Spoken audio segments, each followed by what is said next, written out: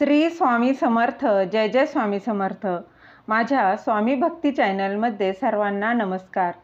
स्वामी महाराजांच्या कृपेने तुमच्या सर्व चांगल्या इच्छा पूर्ण होत ही स्वामी महाराजांच्या चरणी प्रार्थना करते आणि आजच्या या नवीन व्हिडिओला सुरुवात करते. 5 जुलै शुक्रवार या दिवशी आहे ज्येष्ठ अमावस्या म्हणजेच दर्श अमावस्या. या दिवशी पितरांचा आशीर्वाद मिळवून घेण्यासाठी कितीही प्रखर पितृदोष असेल तरी देखील तो नष्ट होण्यासाठी कावळ्याला एक वस्तू खाऊ घालायची आहे.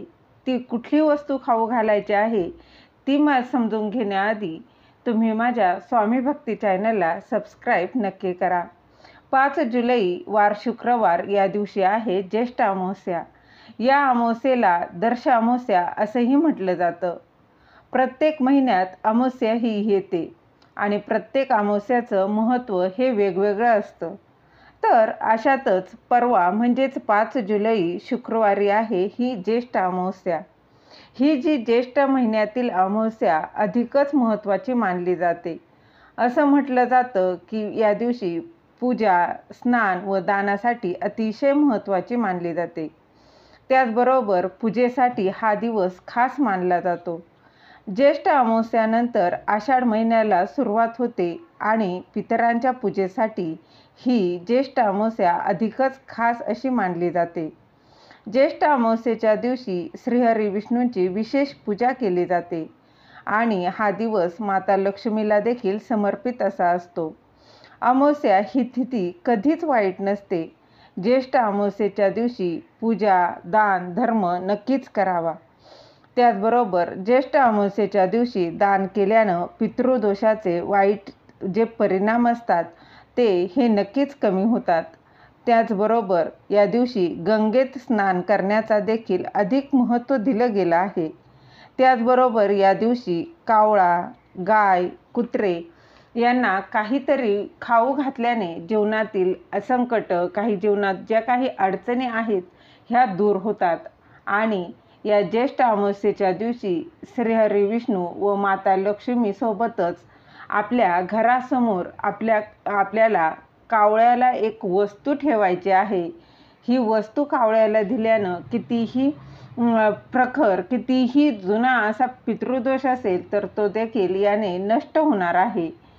पितृ तृप्त होतील व ते तुम्हाला आशीर्वाद देऊन जीवनातील सुखी, आनंदी करतील व जीवनातील ज्या काही अडचणी आहेत त्या दूर करून जातील. तर असा एक हा प्रभावी उपाय आहे. तर काय करायचं आहे, अमावस्येच्या दिवशी एखाद्याच्या बघा घरासमोर कावळा आला तर अतिशय शुभ मानलं जातं. कारण अमावस्या हा दिवस आपल्या पितरांसाठी असतो. तो पितरांना समर्पित असा असतो. या दिवशी पितरांची सेवा करणं तितकंच महत्त्वाचं असतं. अमावस्येच्या दिवशी आपले पितर हे कोणत्या ना कोणत्या रूपात येत असतात. जसं की कावळा, कुत्रा, गाय या स्वरूपात येत असतात. अशातच कावळा यायला लागला किंवा कावळा जर आला तर समजून जा की आपले पितर हे आपल्याला भेटण्यासाठी आलेले आहेत. तर या दिवशी कावळ्याला आवर्जून एक वस्तू तुम्ही ठेवायची आहे. जर घराला बघा पितृदोष लागला तर अनेक संकट येतात. यालाच पितृदोष असं म्हणतात.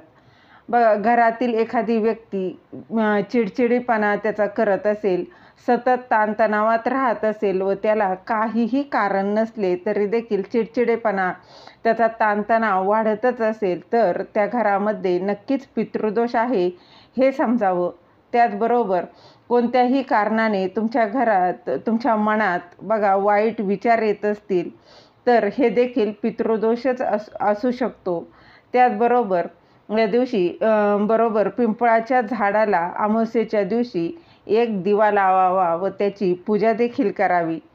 पितृदोषामुळे घरात सतत भांडणं, त्याचबरोबर लग्न न जमणे, संतती होण्यासाठी काही ना काही प्रॉब्लेम येत असतात, अडचणी येणे. त्याचबरोबर सतत चिडचिडेपणा, अचानक संकट येणे, अचानक बघा घरात काही ना काही भांडणं होत असतात, सतत एकमेकांशी जमत नाही. ही लक्षणे जी आहेत ती सगळी ही पितृदोषाची असतात. घरातील सुख शांती हिरावून घेतलेली असते.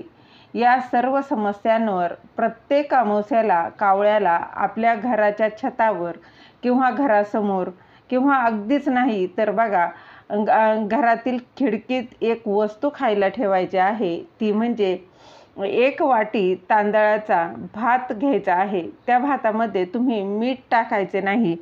हा भात घ्यायचा आहे व त्यावर थोडेसे दही ठेवायचे आहे आणि हा जो नैवेद्य आहे तो तुम्ही कावळ्याला द्यायचा आहे.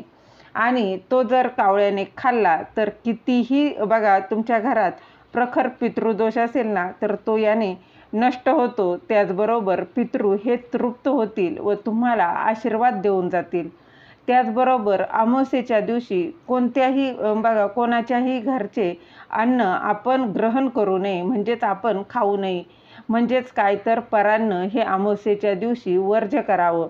हे प्रत्येक अमावस्येला परान्न वर्ज्य नक्कीच करावं. कारण अमावस्येच्या दिवशी आपण जर कुणाच्या घरातील अन्न खाल्लं तर त्याच्या घरातील जे काही दोष असतात ते आपल्याला लागत असतात. म्हणून अमावस्येच्या दिवशी हे कटाक्षानं टाळावं. झालेली सेवा महाराजांच्या चरणी रुजू करते.